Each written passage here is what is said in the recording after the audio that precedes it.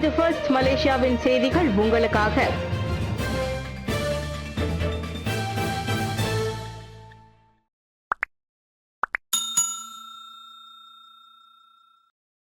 இந்திய சமுதாயத்திற்கு நலமும் வளமும் மிக்க 2025ஆம் ஆண்டு அமையட்டும். தான் ஸ்ரீ விக்னேஸ்வரன். 2025ஆம் ஆண்டு மலேசியா இந்திய சமுதாயத்திற்கும் நாட்டிற்கும் நலமும் வளமும் கொண்டு வரும் ஆண்டாக அமைய வேண்டும் என்று மாய்காவின் தலைவர் தான் ஸ்ரீ விக்னேஸ்வரன் தனது புத்தாண்டு வாழ்த்து செய்தியில் தெரிவித்தார். கல்வி மட்டுமே இந்திய சமுதாயத்தின் மீட்சிக்கான பாதை என கூறி அதனை முன்னிறுத்தி மாய்கா கல்வி மறுமலர்ச்சியில் தொடர்ந்து முனைப்பு காட்டி வருவதாக கூறினார். இதன் வழியாக மாய்காவின் கல்விக்கரமான MAED மூலம் டேஃப் தொழில்நுட்ப கல்லூரி மற்றும் அனைத்துலக தரத்திலான எய்ம்ஸ் பல்கலைக்கழகம் உருவாகி உள்ளன என்றார் அவர். கெடாவில் மட்டும் செயல்பட்டு வருகின்ற எய்ம்ஸ் பல்கலைக்கழகம் விரைவில் கிளான் பள்ளத்தாக்கிலும் நிறுவன மாய்கா முயன்று வரும் நற்செய்தியையும் எய்ம்ஸ் பல்கலைக்கழக வேந்தருமான தான் ஸ்ரீ விக்னேஸ்வரன் வாழ்த்து செய்தியுடன் அறிவித்திருக்கிறார். இந்த வளர்ச்சிகளுடன் வர்த்தக முனைவு, சேமிப்பு மற்றும் திட்டமிட்ட வாழ்க்கை முறைகளுக்கும் முன்னுரிமை வழங்கி இணைந்து பயணிக்க வேண்டும் என்றார் அவர். இந்திய சமூகத்தின் பொருளாதாரத்தை வலுப்படுத்த புத்தாண்டில் ஏராளமான திட்டங்கள். ரமணன் நம்பிக்கை. இந்திய சமூகத்தின் பொருளாதாரத்தை வலுப்படுத்த அடுத்த ஆண்டு மேலும் ஏராளமான திட்டங்களை அரசாங்கம் அறிமுகப்படுத்த உள்ளது. குஸ்காப் எனப்படும் தொழில் முனைவோர் மற்றும் கூட்டுறவு மேம்பாட்டு துணை அமைச்சர் டாக்டர் ஸ்ரீ ரமணன் ராமகிருஷ்ணன் அதனை கோடி காட்டியுள்ளார். முடியும் இந்த 2024ஆம் ஆண்டில் இந்திய சமூகத்துக்கான குஸ்காப்பின் 7 அம்ச திட்டங்கள் வெற்றிகரமாக நிறைவேற்றப்பட்டுள்ளன. வணக்கம் மடானி தொடங்கி ஸ்பூமி இந்திய தொழில் முனைவோர் மேம்பாட்டு திட்டம், பெண் தொழில் முனைவர்களுக்கான அமானா இக்தியாரின் கீழ் பெண் திட்டம், பிரீஃப் ஐ தொழில் முனைவோர் கடனுதவி திட்டம் என அப்பட்டியல் நீளுகிறது. இந்த திட்டங்கள் வாயிலாக ஏராளமான இந்தியர்கள் பயனடைந்துள்ளனர். இதன் தொடர்ச்சியாக புத்தாண்டிலும் ஏராளமான சமூக பொருளியல் மேம்பாட்டு திட்டங்கள் முன்னெடுக்கப்படும். நேரம் வரும்போது அவற்றை அறிவிப்பேன் என 2025 புத்தாண்டு வாழ்த்து செய்தியில் சுங்கைபுலோ நாடாளுமன்ற உறுப்பினருமான அவர் சொன்னார். நாட்டின் வளர்ச்சிக்கேற்ப இந்திய சமூகமும் மேம்பாடு காண வேண்டும் என்பதே பிரதமரின் விருப்பமும் ஆகும். அதனை உறுதி செய்ய இந்தியர்களுக்கு ஏராளமான பயனுள்ள திட்டங்களை வரையறுமாறு பிரதமரே நேரடி உத்தரவு போட்டுள்ளார். ஜொஹூரில் ஆற்று நீர் மாசடைய காரணமான தொழிற்சாலையின் செயல்பாடுகள் நிறுத்தம். ஜொஹூர் பாரு தாமான் செலேசா ஜெயா தொழில் பூங்காவில் உள்ள உணவுகளை பதப்படுத்தும் தொழிற்சாலையின் செயல்பாடுகளை நிறுத்த சுற்றுச்சூழல் துறை உத்தரவிட்டுள்ளது. அருகில் உள்ள கிளை ஆற்றில் தூய்மை கேடு ஏற்படுவதற்கான காரணம் என கண்டறியப்பட்டதால் அந்த உத்தரவு பிறப்பிக்கப்பட்டது. சுகாதாரம் மற்றும் சுற்றுச்சூழல் துறைகளுக்கான ஜொஹூர் ஆட்சிக்குழு உறுப்பினர் லிங்டியான் சூன் அதனை உறுதிப்படுத்தினர்.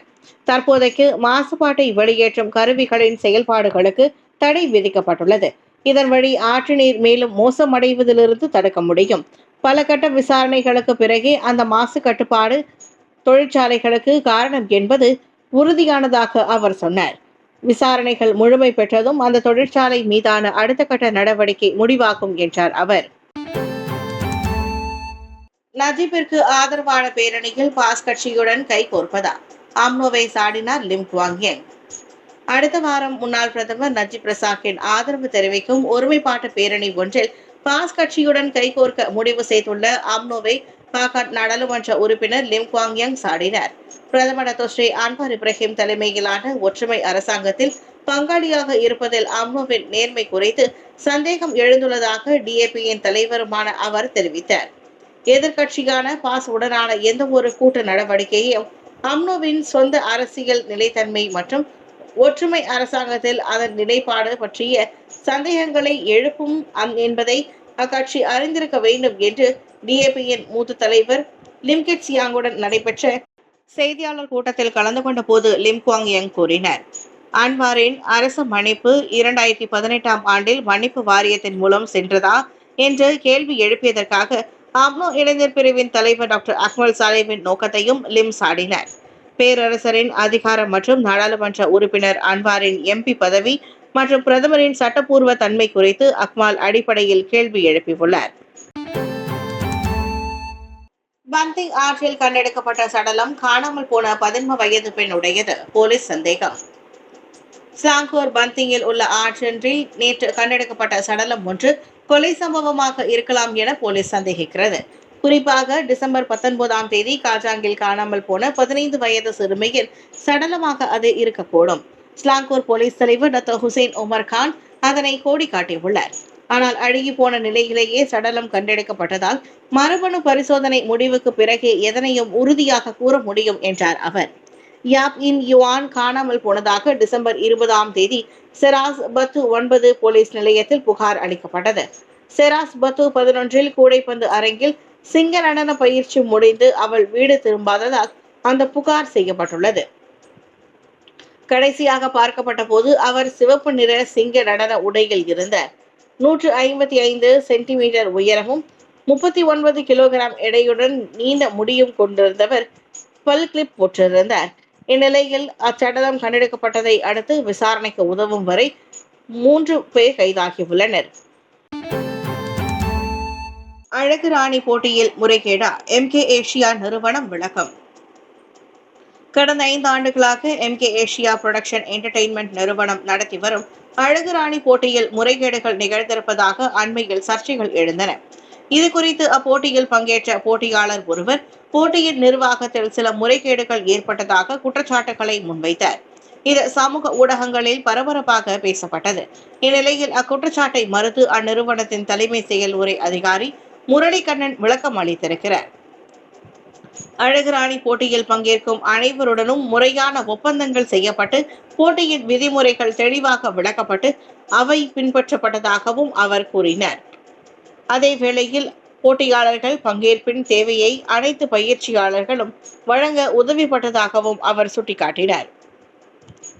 இதனிடையே திருமணமான ஒருவரின் பங்கேற்பு தொடர்பான குற்றச்சாட்டுக்கு பதிலளித்த முரளி, அது அனைத்து போட்டியாளர்களின் ஒப்புதலுடன் நடந்ததாகவும் இதில் விதிமீறல் நிகழவில்லை எனவும் விளக்கம் அளித்தார். குற்றச்சாட்டுகளுக்கு எதிராக எந்தவிதமான சட்ட நடவடிக்கைகளையும் எதிர்கொள்ள தயாராக இருப்பதாக முரளி கூறினார். MK ஏஷியா புரொடக்ஷன் என்டர்டெயின்மெண்ட் நிறுவனம் தனது மரியாதை மற்றும் நம்பகத்தன்மையை நிலைநிறுத்த தொடர்ந்து செயல்பட்டு வருகிறது எனவும் அவர் தெரிவித்தார். மலாக்கா சட்டமன்றத்தில் முதல் அமைச்சர் தூங்கி வழிந்தாரா? வைரல் வீடியோவை நிராகரிக்கும் ஆட்சிக்குழு உறுப்பினர். மலாக்கா சட்டமன்றத்தில் முதலமைச்சர் டாக்டர் ஸ்ரீ அப்துல் ரவுப் யூசுப் லேசாக கண்ணயர்ந்த வீடியோ வைரலாகியுள்ளது. அதை சமூக ஊடகத்தில் பதிவேற்றிய மஸ்ஜித் தானா நாடாளுமன்ற உறுப்பினர் டாக்டர் மாஸ் எர்மியாத்தி சம்சுரனின் செயல் முறையற்றது என ஆட்சிக்குழு உறுப்பினர் ஒருவர் சாடியுள்ளார். மாநில முதல்வரின் பெயருக்கு வேண்டுமென்றே களங்கம் விளைவிக்கும் தீய நோக்கில் மாஸ் எர்மியாத்தி நடந்து கொண்டுள்ளார். பொறுப்புள்ள மக்கள் பிரதிநிதியாக இருந்து கொண்டு அவர் அப்படி செய்திருக்க கூடாது என அறிவியல், புத்தாக்கம், தொழில்நுட்பம், தொடர்பு மற்றும் டிஜிட்டல் துறைக்கான ஆட்சிக்குழு உறுப்பினர் டாக்டர் ஃபைருல் நிசாம் ரொஸ்லான் தெரிவித்தார். சட்டமன்றத்தில் முதலமைச்சர் தூங்குகிறார் என்ற ஒரு தவறான சித்தரிப்புக்கான முயற்சியே அது. காரணம், நாங்களும் அவையில் இருந்தோம். முதலமைச்சர் தூங்கவில்லை, சோர்வில் லேசாக கண்ணயர்ந்திருப்பார், அவ்வளவுதான் என ஃபைருல் விளக்கினார். முதலமைச்சர் ரவுப் அல்லும் பகலும் உழைப்பவர். அப்படி சோர்வில் இருக்கும் போது கண்ணயர்ந்ததை பெரிதுபடுத்தி தவறாக சித்தரிப்பது ஏற்புடையதாக இல்லை என்றார் அவர். வைரலான பதிவின் கீழ் முதலமைச்சருக்கு பல்வேறு நோய்கள் இருப்பதாகவும் வலைதளவாசிகள் கருத்து பதிவிட்டுள்ளனர். அதிலும் உண்மை இல்லை. அவருக்கு எவ்வித நோயும் இல்லை, முழு ஆரோக்கியமாக உள்ளார் என ஃபைருல் கூறினார். வீடற்றவரை இன்னொரு வீடற்றவர் கொன்ற வழக்கு நீதிமன்றத்தில் நிறுத்தப்பட்ட ஆடவர். சக வீடற்றவரை மாதம் கொலை செய்ததாக 39 வயது ஆடவர் இன்று கோலாலம்பூர் மேஜிஸ்ட்ரேட் நீதிமன்றத்தில் குற்றம் சாட்டப்பட்டார். நவம்பர் 23ஆம் தேதி இரவு 10 மணி வாக்கில் பிரிக்ஃபீல்ட்ஸ் ஜாலான்துன் சம்பந்தன் அருகே உள்ள பாலத்திற்கு அடியில் பி. சரவணன் என்ற 45 வயது அவரை கொன்றதாக குற்றச்சாட்டு வாசிக்கப்பட்டது. எனினும் கொலை குற்றம் உயர்நீதிமன்ற அதிகாரத்தின் கீழ் வருவதால் 39 வயது ஐமான் அப்துல்லாவின் வாக்குமூலம் எதுவும் பதிவு செய்யப்படவில்லை. அந்த சம்பவம் முதலில் திடீர் மரணமாகவே வகைப்படுத்தப்பட்டிருந்தது. எனினும் தலையில் கூர்மையான ஆயுதம் பட்டதாலேயே சரவணன் உயிரிழந்தது சவ பரிசோதனையில் உறுதியானதால் கொலை சம்பவமாக மாற்றப்பட்டது. சம்பவ இடத்திற்கு சிசிடிவி கேமரா பதிவின் வழி கொலையாளியை போலீஸ் கண்டுபிடித்து டிசம்பர் 19ஆம் தேதி கைது செய்தது. குற்றம் நிரூபிக்கப்பட்டால் சாகும் வரை தூக்கு தண்டனை அல்லது 30 முதல் 40 ஆண்டுகள் வரையிலான சிறை தண்டனையுடன் 12க்கும் குறையாத பிரம்படிகள் விதிக்கப்படலாம். வழக்கு வரும் பிப்ரவரி 19ஆம் தேதி செவிமடுக்கப்படுகிறது.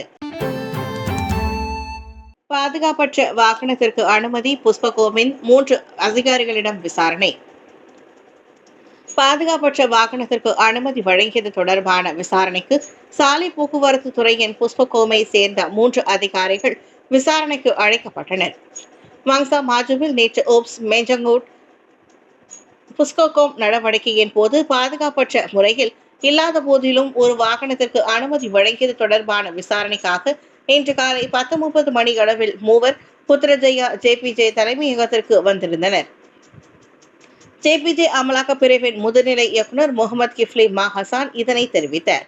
அமலாக்கம், தொழில்நுட்பம் மற்றும் நேர்மை தொடர்பான அம்சங்களில் விசாரணையில் கவனம் செலுத்தப்படும் என்று அவர் கூறினார். வாங்சா மாஜு புஷ்பகோமை சேர்ந்த 2 அதிகாரிகளும் மத்திய வட்டாரத்தின் நிர்வாகி என மூவர் விசாரணைக்கு வந்தனர். அந்த 3 அதிகாரிகளிடம் ஜேபிஜே தரப்பினர் விசாரணையை மேற்கொண்டு வருகின்றனர். ஓப்ஸ் ஒப்ரசி மெஞ்சங்கோட் சோதனை அமலாக்கத்தின் போது கண்டுபிடித்த விவகாரம் குறித்து நடத்தப்பட்டு வரும் விசாரணை எப்போது முடிவடையும் என்று கூற முடியாது. ஒருவேளை இன்று மாலை வரை இந்த விசாரணை நீடிக்கக்கூடும் என முகமது கிப்லி தெரிவித்தார். விதிமுறைகள் மீறப்பட்டு அதிகார மீறல் மற்றும் லஞ்ச ஊழல் போன்ற அம்சங்கள் இதில் சம்பந்தப்பட்டிருந்தால் அவர்களுக்கு எதிராக நடவடிக்கை எடுக்கப்படும்.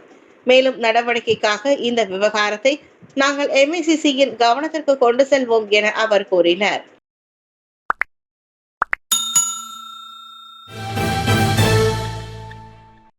ஜனவரி 1 முதல் பழைய விவேக கைபேசிகளில் வாட்ஸ்அப் இயங்காது.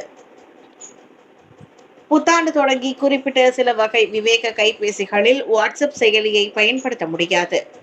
ஆண்ட்ராய்டு கிட்கேட் அல்லது அதற்கும் பழமையான OS இயங்குதளம் கொண்ட விவேக கைபேசிகளில் ஜனவரி 1 முதல் வாட்ஸ்அப் இயங்காது என அந்நிறுவனம் அறிவித்துள்ளது.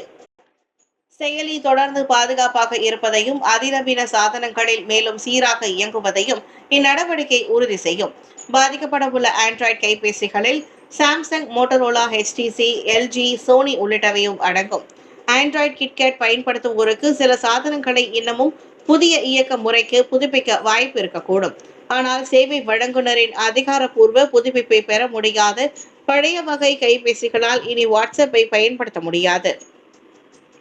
ஒருவேளை சொந்தமாக செட்டிங்ஸை மாற்றி அமைத்தால் வாய்ப்புண்டு. ஆனால் கைபேசி கெட்டுப்போய்விடும் என அந்நிறுவனம் அறிவுறுத்தியது. இவ்வேளையில் ஆப்பிள் சாதனங்களும் இதில் விதிவிலக்கல்ல. அடுத்த ஆண்டு மே 5ஆம் தேதி முதல் 15.1 விட பழமையான iOS இயங்குதளத்தில் வாட்ஸ்அப் வேலை செய்யாது. அவ்வகையில் நடப்பில் 12.5.7 iOS வரை மட்டுமே புதுப்பிக்க முடியும். iPhone 5s, iPhone 6, iPhone 6 Plus பயனர்கள் வாட்ஸ்அப் பிசினஸ் வசதி உள்ளிட்ட அச்செயலியின் சேவையை பெற முடியாது. எனவே பயனீட்டாளர்கள் வாட்ஸ்அப் செயலியை தொடர்ந்து பயன்படுத்த விரும்பினால் தங்களது தொடர்பு சாதனங்களை அப்கிரேட் செய்யுமாறு கேட்டுக்கொள்ளப்படுகின்றனர்.